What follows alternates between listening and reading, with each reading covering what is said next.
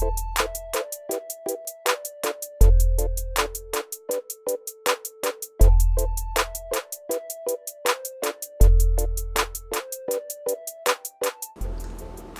à tous, donc aujourd'hui je vais vous dire comment trouver un travail à Montréal pour avoir une stabilité financière, car ça fait plus d'1 an que je vis ici et j'ai eu de nombreuses expériences là-dessus.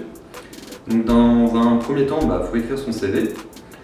Moi je m'étais basé sur le groupe Helvétiste qui nous expliquait qu'on pouvait écrire toutes nos expériences, et peu importe le nombre de pages sur notre curriculum vitae. Et on pouvait poster comme ça dans les différentes entreprises qu'on souhaitait. Mais malheureusement, ça marche par exemple dans le domaine de la restauration, hôtellerie-restauration, car c'est vrai qu'ils cherchent énormément de personnes dans ce domaine-là, et il y a vraiment des jobs à l'appel, donc ils peuvent prendre réellement énormément de personnes de tous bords, et peu importe l'expérience qu'on a. Mais si vous voulez trouver un travail un peu plus par exemple dans le domaine financier, ou dans le domaine un peu plus de bureau, bureautique ou informatique, les employeurs arrivent à distinguer les CV français et les CV québécois, et vont plus préférer des CV français. C'est que les CV français, en fait, on s'est tous basé sur le groupe Helvétiste qui nous expliquait qu'on pouvait noter toutes les expériences qu'on avait, et peu importe le nombre de CV, alors que c'est exactement la même base qu'en France, c'est qu'un CV, ça doit faire qu'une seule page, recto verso, et basta. Donc je me suis fait pas mal recaler 2 fois par rapport à ça, car mon CV faisait trop de pages, et de suite je pense qu'il était parti à la poubelle.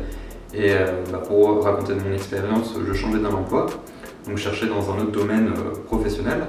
Et c'est vrai que je faisais mon CV je crois que j'avais 5 pages sur mon CV, je postulais, j'avais aucune réponse. Puis après cela, je regardais, je me suis renseigné avec des amis, etc. Et en fait on m'a dit, mais sinon ton CV il est fait de combien de pages? Je disais 5 pages, mais au final, je me disais, mais c'est beaucoup trop. Ici, il faut vraiment 1 page, c'est tout. Donc j'avais refait mon CV, j'ai postulé, et c'est là où j'ai reçu des appels. Donc c'est là où ça m'a permis d'avancer. Donc ne vous faites pas avoir par rapport à ça. Faites vraiment votre CV sur 1 page recto verso. Ils veulent pas de lettre de motivation, mais vous pouvez toujours en mettre une pour montrer que vous êtes motivé, et aussi des lettres, ils appellent ça des lettres de référence. C'était vos anciens employeurs qui vous réfèrent en disant que vous étiez un bon ou mauvais employé. Donc voilà, donc vous pouvez toujours joindre ça à vos candidatures. Après, où poster. Donc moi au début je postais aussi sur internet avec Indeed, etc. Donc il y avait beaucoup d'offres d'emploi.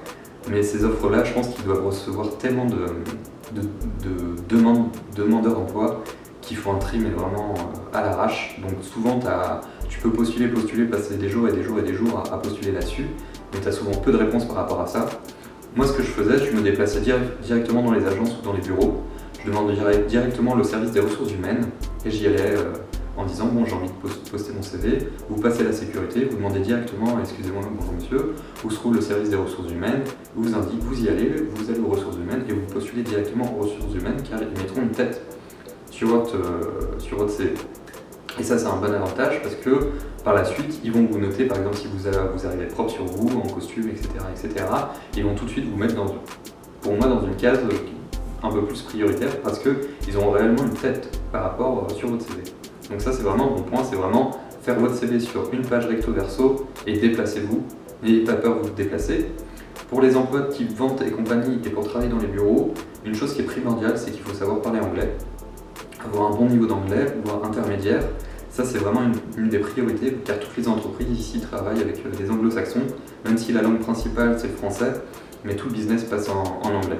Donc ça c'est une des priorités si vous voulez travailler dans des jobs avec un peu plus de compétences et un peu plus dynamiques, il faut savoir parler anglais. Donc ça c'est vraiment primordial, donc apprenez l'anglais à fond, essayez de pratiquer votre anglais à fond si vous êtes ici, et si vous avez l'opportunité d'être ici sans savoir parler anglais, faites des cours et trouvez des jobs ayant une relation avec une clientèle anglo-saxonne, type serveur et compagnie. C'est là où vous allez beaucoup plus travailler votre vocabulaire, donc ça c'est primordial. Et après vous pourrez postuler dans d'autres entreprises un peu plus grandes. Donc ça c'est primordial. N'oubliez pas le CV, déplacez-vous et l'anglais. Et à part ça, je pense que vous avez toutes les clés en main pour trouver un bon job à Montréal. Allez, ciao!